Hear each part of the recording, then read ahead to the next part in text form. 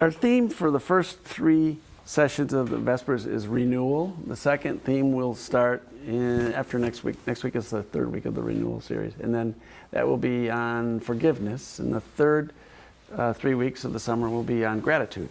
So each of the speakers that will come in and the theme of the music and all will always be about renewal, about newness this week, and then forgiveness, and then gratitude. So this is talk 2 on renewal. Last week I spoke on prophecy and its importance in the process of renewal.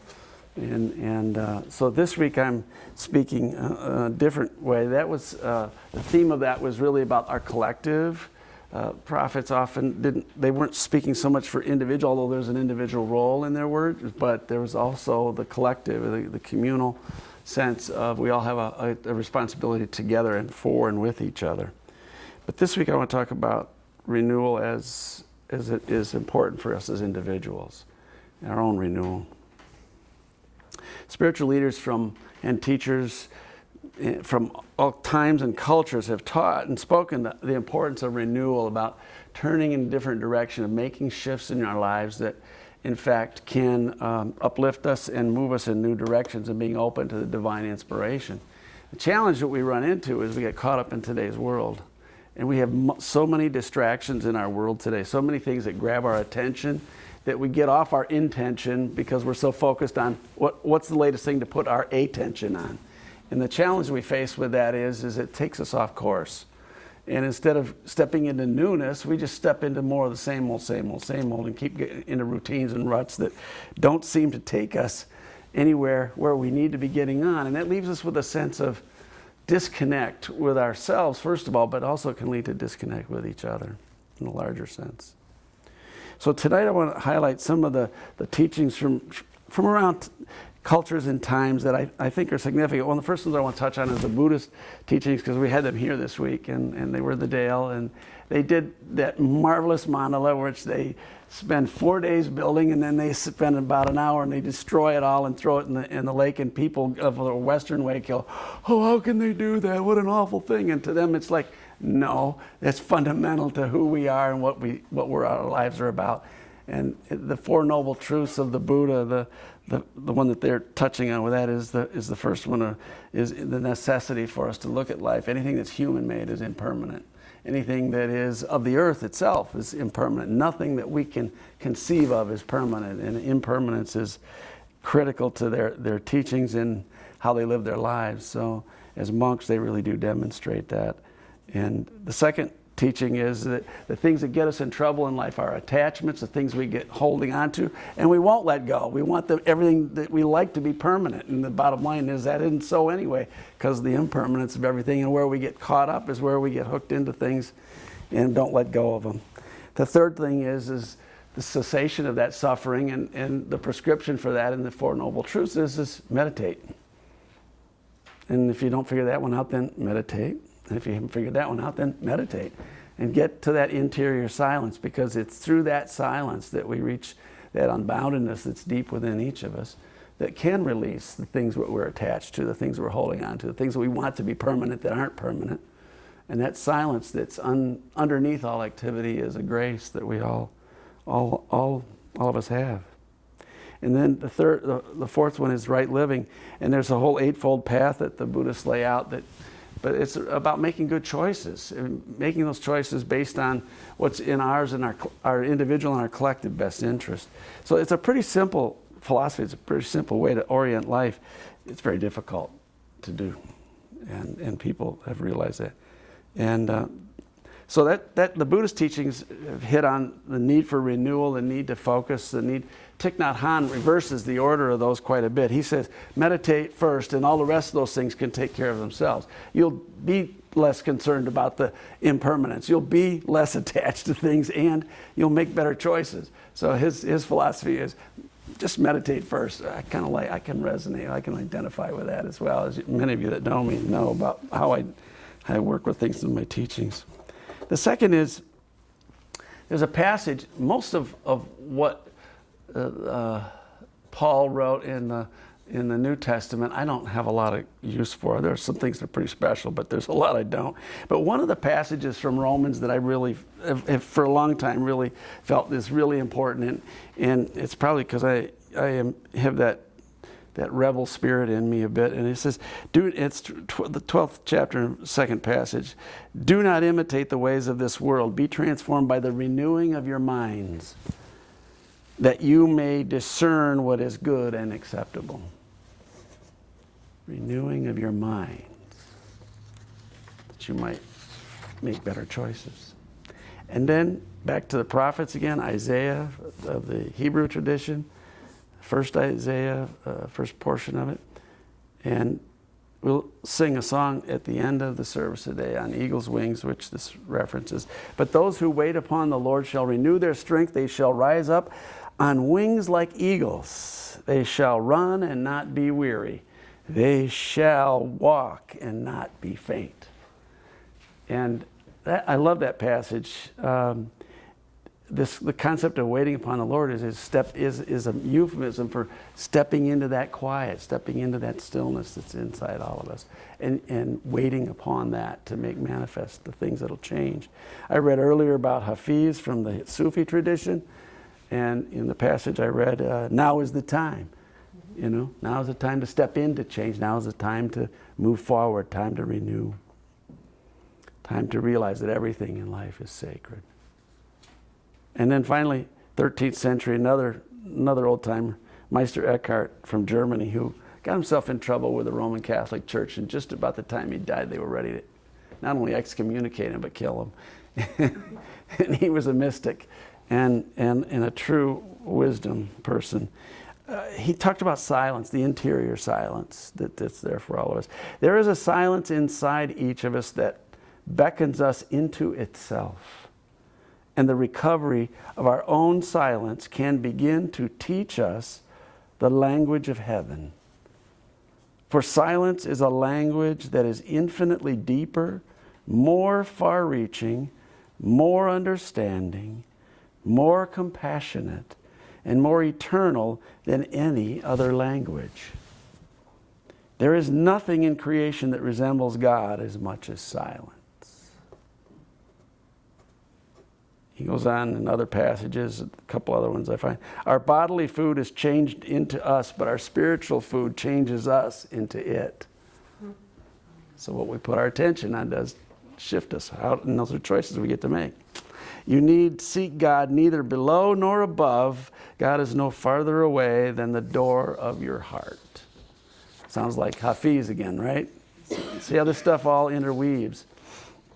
And so those are just some of the inspirational passages that I've come across through time that have affected me. And I look always for the interweave between these different cultures and times and traditions, because they really, when you get down to the essential of them, they're all talking about the same thing.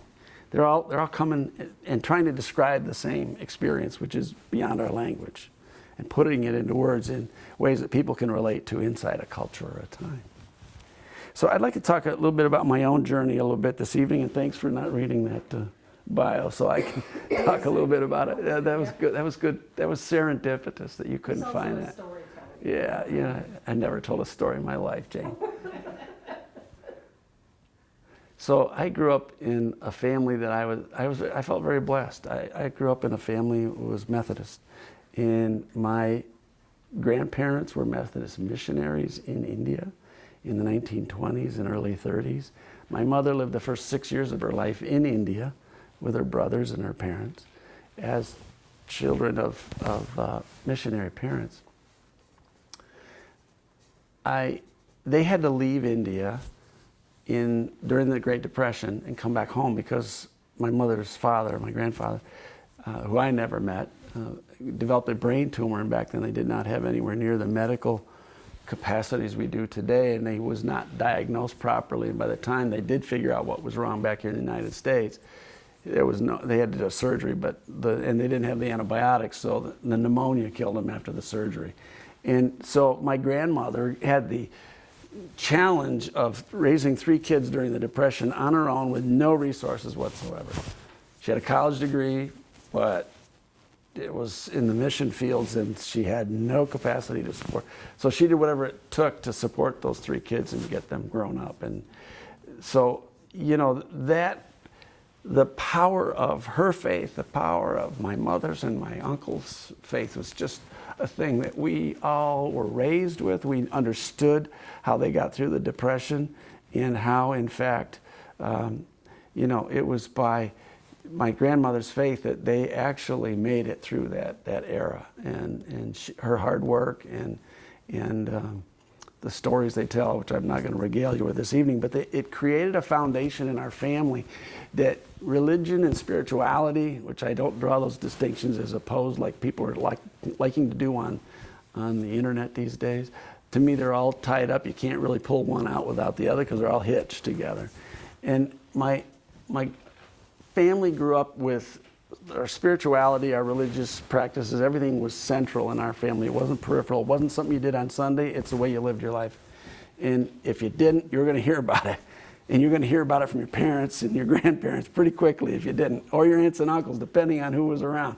And so, that I was very blessed to have that upbringing. But as a teenager, I started asking questions that I couldn't get answers to from anybody. My family, my uncles who were both ministers, our church ministers. I couldn't get answers to simple questions like, Jesus says, these things I do and more you shall also do. And it's like, and he's doing these healings and other things he's doing, and I'm going, how come we don't have that in the church? It's been 2,000 years. He said we can all do this. He sent the apostles out to do that, and they supposedly went out and did it. What happened? It all kind of like died? Where did it all go? Oh, that was the wrong question for a teenager to ask an adult, okay? It was like, oh boy, here we go. And so I ended up having to kind of just pocket that stuff. And when I went away to college, I got real cynical, because I couldn't get answers to what I thought were fundamental questions. And so I went through that rejection of all of that period, which was a healthy part of my growth. I got out of school, and another grand blessing, great fortune was I moved to New York State from Illinois, and I took a job, and one of the professors at the college says, hey, we have some friends that teach transcendental meditation. Would you like to learn that? I go, well, yeah, why not? I'll try it. So my wife at the time, Laura, and I took transcendental meditation, and from the moment I started with that meditation, I'm going, that's the missing link. Because that took me into that interior silence that, we in Protestantism, they stripped all that away with the Reformation. All the mystery was taken out from the Roman Church. And so what ended up happening is they talk about it, but there's no way to go to it. So I had the blessing of getting into that silence and deep, and started then. That opened my doors to studying all kinds of different things. But one of the paths that it crossed me with was there's a Trappist monastery south of Rochester, New York, called the Abbey of the Genesee. That place is phenomenal, and the monks that are there live pretty much in silence, and they do some teaching, very little. 1 hour a day they'll come out of the monastery down to the retreat house and give a talk. Other than that, they're not generally talking to anybody. But those talks, I used to go there on retreat regularly, and they would point you in directions to say, you might want to read about this, you might want to read about that. So all of the mystery traditions that I had no access to through Protestant Christian upbringing, those doors were open to me by monks who said, we hear you, we know what you're doing, so you need to read this stuff. Pointed me in the direction of people like Thomas Merton, for starters, but then Keating, and just so many more of the saints of the old traditions, and John of the Cross, and some of these mystics from way back when. That opened the door to studying and trying to figure out what Meister Eckhart was about, as I read, and many others, and it opened massive doors. But there was still missing pieces until I ran across this guy named Rocco Errico, who's an Aramaic scholar. And oh my goodness, he opened even further doors for me to understand the errors in Scripture when a spoken language like Aramaic was converted to a Western language called Greek, and then to Latin and to other languages and so forth. And what we have now represents as a Holy Bible is, frankly, from my perspective, it's kind of a mess. because so much was lost. The idioms were lost, the translation was lost. From taking an Eastern religion and westernizing it is the first big place where a whole lot of stuff was lost. And hence a lot of the mystery was lost along with that. So it also opened the doors at the same time, simultaneously looking at Vedic studies, Buddhist studies, and along with that lifetime commitment of meditating every day. And then, over the last 17 years, Elaine's cancer journey was a huge, huge life changer for not just her, obviously, but for our whole family. And for me, it was a daily exercise in living in that moment, that day, and what was in front of us that given day. And also helping her to stay in that space. Because with a disease like cancer or other kinds of diseases that are very life-threatening, what your mind does, it doesn't renew, it gets onto the wheel, and it just keeps going over the same ground over and over again. And what you need is to be able to break out of that wheel. So, my job was to help her stay off of the wheel and stay focused on what do we know today, what we can deal with today, and that's all we got in front of us. And then once we learn new things tomorrow, we'll deal with that tomorrow. But right now, all we got is what we know right now. And you take action on what you know, not what you don't know. And you put your energy and focus on that. And talk about Buddhist. I learned pretty quickly a whole lot about the Buddhist teachings of impermanence, but also about the necessity for us to come into the moment, keep coming into the moment. Whatever that moment is we're facing, deal with that one, not what your mind wants to project out, which is not a renewing, it's just same old, same old. It's old business you're throwing forward. In other words, the past has got to equal my future. And the bottom line, it never does. It never will. The past will never equal our future. It's always going to be a new horizon. So as we step into this weekend, this evening of prayerful consideration of people we love and relationships we want to heal and things that we are joyous about and so forth, it's really a great time to look at the coming week that you're facing and say, what are the things that I want to take from last week into this week that are going to strengthen me, that are going to help me in my relationships and help me renew what I need to renew in relationship to other people, to other situations. What can I bring from last week forward that's going to heal me and others, and stay focused on that coming out of the service this evening. The second is looking back and letting go, as we did, in the water, to the lake, and release that which has burdened us in some way. And let those things go and pray that we let go and let God of those things. And in that, there's renewal. In that, there's a newness of spirit. There's a newness of force that we don't have to drag the old forward, and our past doesn't have to equal our future. So I want to thank you for your kind attention this evening. And I ask you that you take this evening's experience into the new week and let it energize you and energize the people whose lives you touch. Thank you. Thank you.